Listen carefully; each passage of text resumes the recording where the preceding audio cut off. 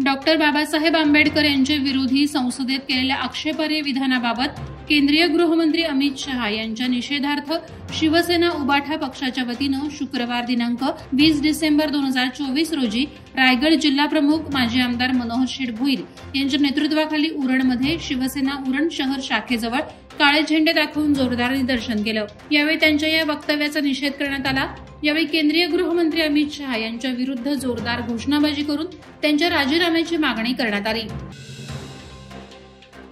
महाड औद्योगिक वसाहतीमध्ये मागील काही वर्षभरापासून सातत्याने होत असलेले स्फोट, आग लागण्याच्या घटनांमुळे कामगारांच्या सुरक्षेचा मुद्दा ऐरणीवर आलाय। गुरुवारी दुपारच्या सुमारास एस्टेक लाईफ सायन्स कंपनीत स्फोट होऊन 9 जण जखमी झाल्याची माहिती महाड MIDC पोलीस ठाण्याकडून प्राप्त झाली आहे। 19 डिसेंबर 2024 रोजी दुपारी 3 वाजण्याच्या सुमारास अचानक एका रसायनाच्या टाकीमधून मोठ्या प्रमाणात आवाज येऊन टाकीचा भीषण स्फोट झाला। स्फोटाची तीव्रता एवढी मोठी होती की त्याचा आवाज परिसरातील 3 किलोमीटरपर्यंत ऐकायला मिळाला। कर्जत तालुक्यात सध्या भटक्या कुत्र्यांचा हैदोस पाहता नागरिकांना रस्त्यावरून चालणं असुरक्षित वाटू लागले।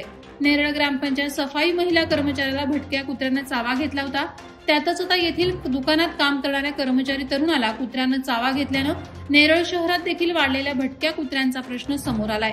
भर रस्त्यावर एखादा भटका कुत्रा नकळत माणसाजवळ येताच त्याच्या हातापायाला चावा घेत असल्यानं नागरिकांमध्ये सध्या भीतीचं वातावरण पसरलंय। मुंबई पुणे एक्सप्रेसवेवर आज बोरघाटात एका टेम्पोला शॉर्ट सर्किटमुळे भीषण आग लागली। या आगीत टेम्पोची केबिन जळून खाक झाली असून चालक तात्काळ बाहेर पडल्याने मोठी दुर्घटना टळली। IRBच्या अग्निशमन दलानं आग विझवण्याचे शर्थीचे प्रयत्न केल्याने आग आटोक्यात आली आहे। ग्रामीण रुग्णालय चौक तालुका खालापूर येथे राष्ट्रीय बाल स्वास्थ्य कार्यक्रम अंतर्गत 0 ते 18 वयोगटातील अंगणवाडी आणि शाळेतील विद्यार्थी यांचे आरोग्य तपासणी शिबिर आयोजित करण्यात आलं होतं। या आरोग्य शिबिरामध्ये प्रमुख खोपोली येथील प्रसिद्ध बालरोग तज्ञ डॉक्टर प्रमोद वानखेडे आणि ग्रामीण रुग्णालय चौक तालुका खालापूर येथील वैद्यकीय अधीक्षक आणि बालरोग तज्ञ डॉक्टर सविता कालेल यांच्याद्वारे रुग्णाची आरोग्य तपासणी करून औषधोपचार करण्यात आले। स्मार्ट इंडिया हॅकेथॉन 2024चे संपूर्ण देशामध्ये 51 ठिकाणी आयोजन करण्यात आलं होतं। Laxminarayan college of technology Bhopal या ठिकाणी झालेल्या सॉफ्टवेअर एडिशन विभागामध्ये खालापूर तालुक्यातील कुंभिवली येथील विश्वनिकेतन इंजिनिअरिंग कॉलेजच्या विद्यार्थ्यांनी प्रथम क्रमांक मिळवला। रायगड जिल्ह्यातील सर्व नगर परिषद आणि नगरपंचायत यांना एकत्र आणण्याच्या उद्देशानं क्रीडा स्पर्धा आणि सांस्कृतिक कार्यक्रमांचं आयोजन करण्यात आलंय।